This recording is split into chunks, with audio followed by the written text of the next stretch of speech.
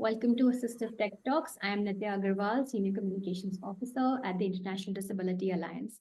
Today, we're talking to two of our Assistive Technology User Fellows. The AT Fellowship is a part of our project positioning OPDs as equal partners on assistive technology implemented by the International Disability Alliance, the Global Disability Innovation Hub, and the AT 2030 program. From facilitating workshops to leading surveys to attending high level conferences at the United Nations, our AT fellows have had a wide range of experience. Today, Naim and Yusra are here to share the journey and insights with us. Naim Molla is an advocate for social justice and disability rights with a background in Pali and Buddhist studies from Dhaka, Bangladesh. His extensive involvement in projects focused on youth and civic engagement, coupled with prestigious awards such as the BRAC Young Changemakers Award, speaks of his commitment to advancing accessibility and assistive technology. Yusra Gilani holds a doctorate in pharmacy and currently works with the Special Talent Exchange Program in Islamabad, Pakistan. With a background as a psychosocial caseworker and a registered pharmacist, Yusra has been instrumental in providing vital support to women with disabilities affected by gender-based violence in Pakistan and has actively engaged with stakeholders to advocate for disability rights and access to assistive technology. So probably, Nam, we can start with you. Looking back at this fellowship, can you provide us or can you tell us how has your individual advocacy work been enhanced by the capacity that you developed in the past year? Sure. Thank you. So during this fellowship, I gained a lot of new knowledge and skills that have greatly improved my advocacy work. I learned in depth about disability rights, CRPD, and the important role of assistive technology in promoting inclusion for persons with disabilities. I also developed skills in research, analysis, facilitation, knowledge sharing, and engaging with different stakeholders. These new knowledge and skills directly helped my advocacy work during the fellowship time.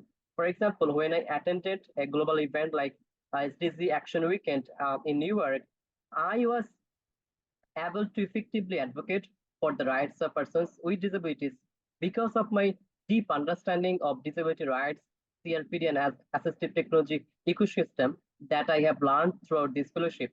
And I was also able to highlight the importance of assistive technology for persons with disabilities to promote their inclusion, independence in society. My research and analysis skills has enabled me to produce well-informed materials and recommendations on improving access to assistive technology. I believe this fellowship experience has significantly improved my advocacy work and capacity. Thank you. Thank you, Nam. Yusra, do you want to take the floor now? Yeah, thank you so much, Nitya. Throughout this fellowship, I have seen a profound enhancement in my advocacy efforts. This fellowship enabled comprehensive targeting of 80 users, particularly in developing and underdeveloped countries where awareness of assistive technology is lacking. So, through collaboration with different OPDs like INSAIA organization in Pakistan, we strengthened the overall standing of the AD user community, addressing crucial aspects like accessibility, acceptability, and quality of AT services. We served as a reference group and resources for stakeholders in our respective countries, and amplifying our advocacy reach and ensuring long lasting effects on persons with disabilities globally. Moreover, I prioritize voicing the experiences of women with disabilities and ensuring their inclusion in all aspects of my work. So, this commitment stemmed from personal resonance and resulting in a focus on incorporating women with disabilities in interviews and advocacy efforts. Thank you, Yusra. Yusra, could you tell us briefly about some of the opportunities that you availed during this fellowship? Okay. During my fellowship, I embraced numerous opportunities that empowered me to contribute meaningfully to the advocacy landscape. I participated in the Disability Innovation Summit in last year, a virtual gathering convened by GDI Hub.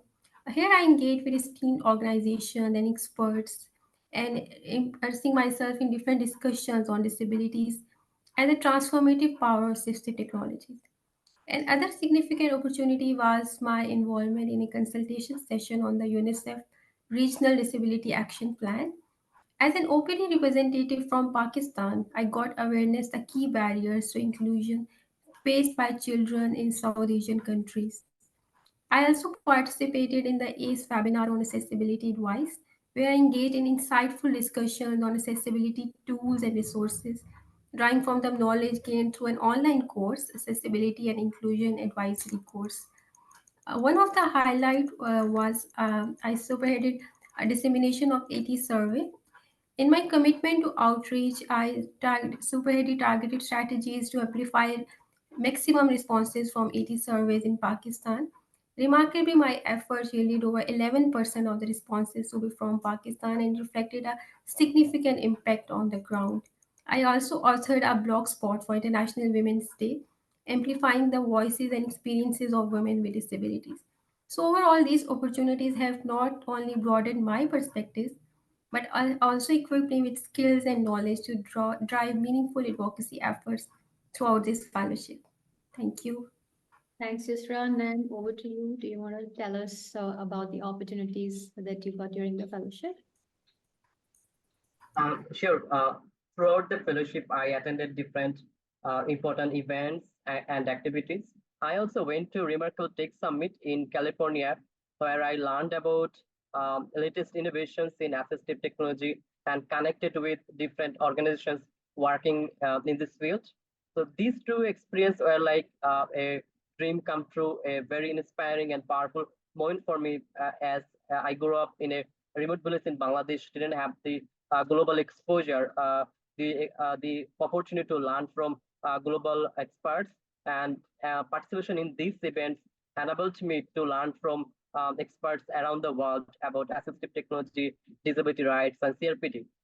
Additionally, I co-facilitated workshop on assistive technology for organizations of persons with disabilities in Bangladesh.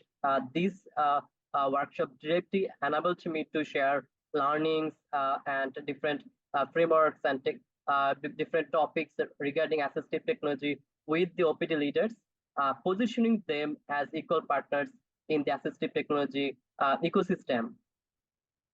Thank you, Nem. Nem, can you tell us in what ways has your technical knowledge, the technical knowledge that you've gained during this fellowship, impacted your mobilization goals and activities as a disability advocate? Can you give us some insights into this? Sure. I didn't have any prior knowledge about assistive technology ecosystem before attending this fellowship, and this knowledge knowledge has made me a credible person to advocate for assistive technology access in Bangladesh.